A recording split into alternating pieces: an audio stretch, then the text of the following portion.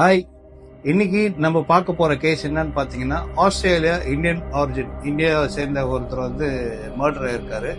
இந்தியன்ஸே murder பண்ணிருக்காங்க. அந்த case என்ன ஏதுங்கிற டீடைல்ஸ் தான் பார்க்க போறோம். ஹரியானால கர்னல் சொல்ற இடத்த சேர்ந்தவர் தான் நவஜித் சந்து.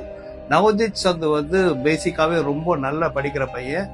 நல்லா படிச்சிருந்தான். அவன் எம்டெக் படிக்கணும்னு சொல்லிட்டு மெல்பர்ன்ல இருக்க யூனிவர்சிட்டிக்கு அப்ளை பண்ணியிருந்தான். அவனுக்கு அங்க வாய்ப்பும் கிடைச்சது. அதை போய் தன் தந்தை கிட்ட சொல்றான், இந்த மாதிரி மெல்பர்ன்ல போய் படிக்கணும்னு. அவங்க தந்தை பாத்தீங்கன்னா ஒரு மிடில் கிளாஸ் ஃபார்மர் தான், அவரு விவசாயி. அவரு சரி, அவருமே பையன் படிக்கணும்னு சொல்றானேன்றதுக்காக ஓகே சொல்லிட்டு தன்கிட்ட இருக்க நிலத்துல, விவசாய நிலத்துல 1.5 ஏக்கர் நிலத்தை வித்து அதுல பணத்தை வச்சு 1.5 வருஷத்துக்கு முன்னாடி மெல்பர்னுக்கு அனுப்புறாரு. பையனை நல்லபடியா படிக்கட்டும்னு சொல்லி மெல்பர்னுக்கு அனுப்புறாரு. இவனுமே மெல்பர்ன்ல போய் நல்லபடியா படிச்சுன்னு இருக்கான். யூனிவர்சிட்டி பக்கத்திலேயே ஒரு ரூம் எடுத்து தங்கியிருக்காங்க. அவனும் ஒரு 4-5 பசங்களும் சேர்ந்து தங்கியிருக்காங்க. அப்பதான் பாத்தீங்கன்னா அவன் தன் கூட படிச்சுட்டு இருந்த செவன் சொல்றவன் மீட் பண்றான். அவன் கிட்ட பேசுறான். இந்த மாதிரி அவன் இருக்கிற ரூம்ல, அவன் ஒரு இந்தியன் தான், அவன் ஒரு ரூம்ல தங்கியிருக்கான். அந்த ரூம்ல இருக்கவங்க ஆட்டிடியூட் எதுவுமே சரியில்லை. என்னை திடுதிப்புன்னு வெளியில அனுப்பிச்சிட்டாங்க. நீ கிளம்புன்னு சொல்லி என்னை வெளியில அனுப்பிச்சிட்டாங்க. நீ தான் ஹெல்ப் பண்ணும், ஏதாவது பண்ணி எனக்கு ஏதாவது ரூம் அரேஞ்ச் பண்ணி தரணுன்ற மாதிரி ஸ்ரவன் நவஜித் கிட்ட சொல்லியிருக்கான். உடனே நவஜித் என்ன சொல்லியிருக்கான், தன்னோட ரூம்மேட்ஸ் கிட்ட பேசி அவனுமே அவன் ரூம்ல தங்க வச்சுக்கிறான். கடந்த ஞாயிற்றுக்கிழமை ஸ்ரவன் நவஜித் கிட்ட சொல்றான், இது மாதிரி நான் அந்த பழைய ரூமுக்கு போனோம். அங்கிருந்து எனக்கு கால் வந்தது, இந்த மாதிரி என்னோட பொருள்லாம் எடுக்கணுமா, அங்க என்னோட 2-3 பேக் இருக்கு, அதை எடுத்துன்னு கிளம்ப சொல்றாங்க. பிளஸ் அவங்க ரெண்ட் செட்டில்மெண்ட்ல இருக்கெல்லாம் பண்ணிட்டு வரணும். கொஞ்சம் ஹெல்ப் பண்ணினா, கார் வச்சிருக்கல வந்தீங்கன்னா நம்ம 2 பேர் போயிட்டு அதை இமீடியட்டா பிடிச்சிட்டு வந்துடலாம்னு சொல்லிட்டு நவஜித் கிட்ட ஸ்ரவன் சொல்லியிருக்கான்.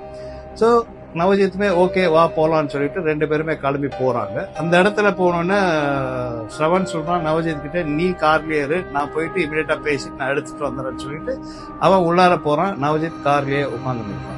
உள்ளார போய் சிறிது நேரம் கழிச்சு அங்க உள்ளார பாத்தீங்கன்னா பயங்கரமா சத்தம் வருது. சத்தமா பேசுறாங்க, சத்தமா பேசிடுறாங்க. ஒரே சண்டை மாதிரி தெரியுது. நவஜித் என்ன பண்றாரு, கார்ல இருந்து இறங்கி அந்த ரூம்ல போய் என்ன நடக்குதுன்னு போய் பாக்குறாரு. பார்க்கும்போது ஷாக் ஆகுறாரு. 2 பேர் செவனை அடிச்சுன்னு இருக்காங்க. சோ அதை தடுக்க போயிருக்காரு. சண்டையை விலைக்கோட ரொம்ப ட்ரை பண்ணியிருக்காரு நவஜித். அந்த சமயத்துல அந்த 2 பேரு கத்தி எடுத்து நெஞ்சில குத்திடுறாங்க நவஜித்தை. ரத்த வெள்ளத்துல நவஜித் கீழே விழுந்துடுறான். அவனுக்குமே நல்ல அடிபட்டிருக்கு. அவனுமே சாஞ்சிடறான். அக்கம் பக்கத்துல இருக்கவங்க போலீஸுக்கு போன் பண்றாங்க. போலீஸ் ரெக்கவர் பண்ணி 2 பேருமே ஹாஸ்பிட்டலுக்கு அனுப்புறாங்க. கெட்ட நேரம் என்னன்னு பாத்தீங்கன்னா நவஜித் இறந்து போயிருக்காரு ஹாஸ்பிட்டல்ல. செவன் சீரியஸான கண்டிஷன்ல அங்க இருக்காரு. விக்டோரியா போலீஸ் இந்த சம்பவத்தை பத்தி ஒரு டீடைல்ஸ் கொடுத்திருக்காங்க. என்னன்னு பாத்தீங்கன்னா, இந்த கொலை சம்பவத்துல ஈடுபட்டிருக்கு யாருன்னு பாத்தீங்கன்னா அபிஜித் அண்ட் ராபின். 2 பேருமே அண்ணன் தம்பிங்க. அபிஜித்துக்கு 26 வயது, ராபினுக்கு 27 வயது. சோ இவங்க 2 பேர் தான் இதுல இந்த மர்டர் பண்ணிட்டு எஸ்கேப் ஆயிருக்காங்க அந்த மாதிரி சொல்லியிருக்கான். விக்டோரியாவோட ஹோமிசைட் ஸ்குவாட் டிடெக்டிவ்ஸ் அவங்க என்ன பண்றாங்கன்னு பாத்தீங்கன்னா, இவங்களோட போட்டோஸ் சோசியல் மீடியால அவங்களுக்கு தெரிஞ்ச வட்டாரத்துல சர்க்குலேட் பண்ணிருக்காங்க. சர்க்குலேட் பண்ணி அவனை பத்தி டீடைல்ஸ் தெரிஞ்சா இமீடியட்டா இன்ஃபார்ம் பண்ண சொல்லி ஸ்டெப்ஸ் எடுத்திருக்காங்க. பிளஸ் அவங்க தப்பிச்சுன்னு போனது எங்கன்னு சொல்லி அவங்க போயிட்டு இருக்க வாகனத்தை ட்ராக் பண்ணிட்டாங்க. எங்கன்னு பாத்தீங்கன்னா, அவர் 2014 மாடல் டொயோட்டா கேம்ரியில போயிட்டு இருக்காங்க. அதுமே திருடப்பட்ட கார்ல போயிட்டு இருக்காங்க. ரிஜிஸ்ட்ரேஷன் நம்பர் IZ02QW வண்டியில போயிட்டு இருக்காங்கன்னு ட்ராக் பண்ணி இன்ஃபார்ம் பண்ணிருக்காங்க. நவஜித் இறந்து போனது அடுத்த நாள் இந்தியாவில இருக்க தன்னோட ஃபேமிலிக்கு இன்ஃபார்ம் பண்ணிருக்காங்க. இந்த மாதிரி நவஜித்தை கூட இருந்த பசங்க மர்டர் பண்ணிட்டாங்க.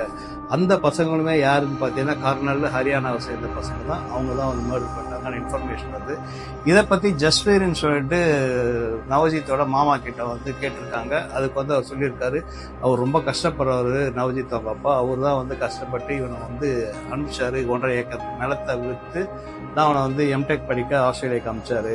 ரொம்ப சந்தோஷமா இருந்தாரு அவரு. என்னன்னு பாத்தீங்கன்னா, ஜூலை மாசம் வெக்கேஷனுக்காக தன்னோட பெற்றோரோட தங்க போறேன்னு நவஜித் சொல்லியிருக்காரு.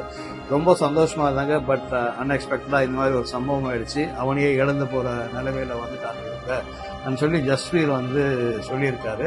அதே மாதிரி பாத்தீங்கன்னா அவர் என்ன சொல்றாருன்னா, ஜஸ்வீர் இந்தியன் கவர்மெண்ட் நாங்க தொடர்பு கொண்டிருக்கோம். இவன் தான் எப்படி இறந்து போயிட்டா, அட்லீஸ்ட் அவன் பாடியாவது எங்களுக்கு சீக்கிரமா கிடைக்கிற மாதிரி ஹெல்ப் பண்ண சொல்லியிருக்காங்க. போஸ்ட்மார்டம்லாம் முடிச்சு அந்த ஃபார்மாலிட்டிஸ்லாம் முடிச்சு இந்தியா கிட்ட பாடி கொடுத்து அவங்க செய்ய வேண்டிய ஃபார்மாலிட்டிஸ் இங்க பண்ணி போன்ற மாதிரி சொல்லியிருக்காங்க. கவர்மெண்ட்டுமே அதை அக்செப்ட் பண்ணி எவ்வளவு சீக்கிரம் முடியுமோ அவ்வளவு சீக்கிரம் நவஜித் பாடியை இந்தியாவுக்கு சேர்க்கணும்னு சொல்லி ப்ராமிஸ் பண்ணியிருக்காங்க ஜஸ்வீர் நவஜித் அவங்க மாமா வந்து இன்ஃபார்ம் பண்ணுவார். இது பாருங்களேன், எம்டெக் படிக்கணும், நல்லபடியா படிச்சு நல்ல வேலையில இருக்கணும், தன்னோட பெற்றோரை காப்பாற்றணும்ன்ற ஒரு நல்ல எண்ணத்தோட போய் கஷ்டப்பட்டு படிச்சுன்னு அந்த பையன் ஒரு சம்பவத்தினால அவன் உயிர் போய் இனி யாருக்குமே உபயோகம் இல்லாத இறந்து போயிட்டான் அந்த பையன். நினைச்சாலே மனசு ரொம்ப கஷ்டமா இருக்கு. நம்ம ஆஸ்திரேலியன்ஸ் அடிக்கிறது இல்லாம பாத்தீங்கன்னா ஆஸ்திரேலியன்ஸ் அடிக்கிறது இல்லை, நம்ம இந்தியன்ஸ்குள்ளாரே அடிச்சு சாவற மாதிரியான சுச்சுவேஷன் தான் அங்கேயுமே ப்ரிப்பேர் ஆகும். தேங்க்யூ.